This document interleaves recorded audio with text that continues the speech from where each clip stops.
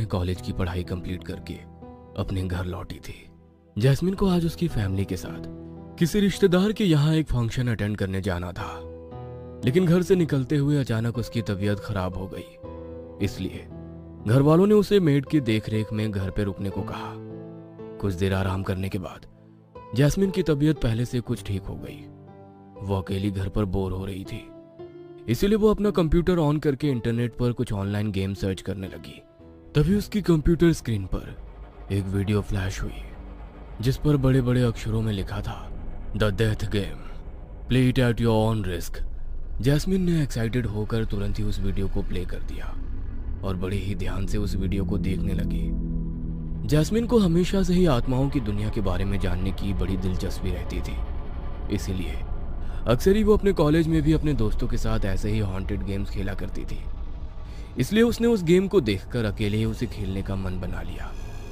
Video के and में उस गेम के रूल्स लिखे थे, जिसमें साफ अक्षरों में ये लिखा था कि इस गेम को उन आत्माओं की मुक्ति के लिए बनाया गया है जो मरने के बाद भी आज भी हमारे बीच मुक्ति पाने के लिए भटक रही हैं, और एक बार गेम शुरू होने के बाद इसे बीच में छोड़ा नहीं जा सकता। Play it at your own risk. उन वार्निंग को पढ़ने के बाद भी जैस्मिन उस गेम को खेलने के लिए तैयार हो गई, और उस गेम को खेलने के लिए उसने अपने फर्श पर व्हाइट चौक से एक स्टार की आकृति बनाई और उसके दोनों तरफ उसने यस और नो बड़े बड़े अक्षरों में लिख दिया, जैसा कि उस वीडियो गेम में दिखाया गया था। तभी उसे याद आया कि इस गेम को खेलने के लिए उसे एक डॉल भी चाहिए, जिसके जरिए वो उन आत्माओं से बात कर सके। वो उठी और उसने अपने बिस्तर पर रखी अपनी डॉल को उठाया और उसे उस स्टार के बीचों बीच ले जाकर रख दिया।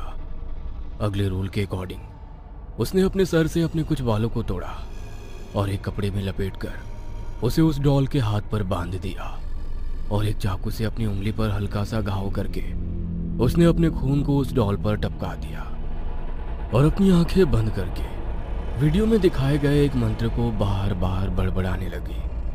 कुछ ही देर में उसे अपने कमरे में कुछ अजीब सी हलचल सुनाई दी, मानो कोई तेज कदमों से उसके कमरे में इधर से उधर दौड़ रहा हो। उस हलचल से जैस्मिन का मन अचानक थोड़ा घबरा गया, लेकिन गेम के रूल्स के अकॉर्डिंग वो अपनी आंखें बंद कर लगातार उस मंत्र को बड़बड़ाती रही।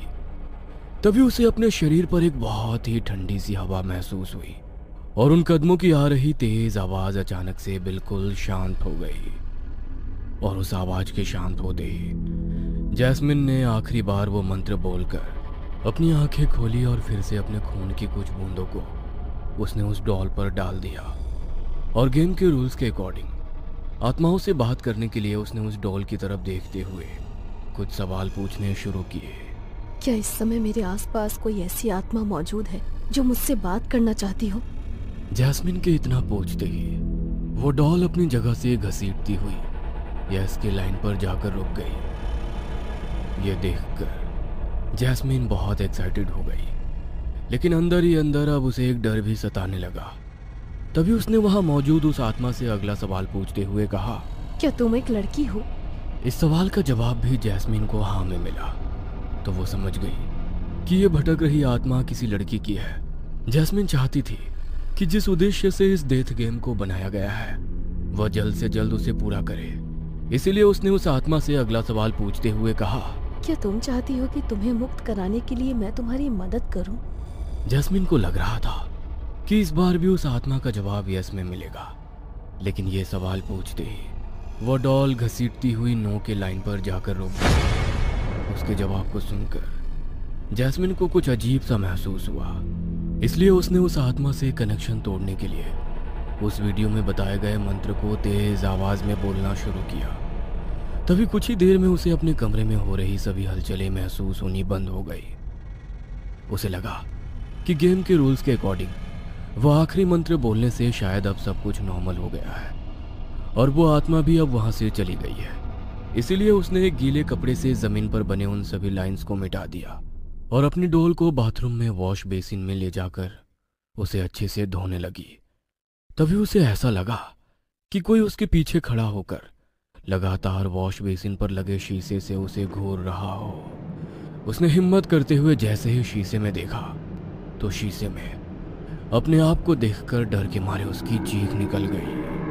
शीशे में बने दर्पण में उसने देखा कि उसके शरीर पर जहरीले सांप और बिच्छू लिपटे हुए हैं और उसने चिल्लाते हुए अपनी डॉल को फेंका और अपने शरीर को बुरी तरह से झाड़ने लगी। उसकी चीख सुनकर सर्वेंट रूम में सो रही उसकी मेड दौड़ती हुई उसके पास आई। उसने देखा कि बाथरूम के फ्लोर पर जैस्मीन बेहोश पड़ी है। उसने उसके चेहरे पर पानी छिड़का और उसके बिस्तर पर ले जाकर उसे सुला दिया।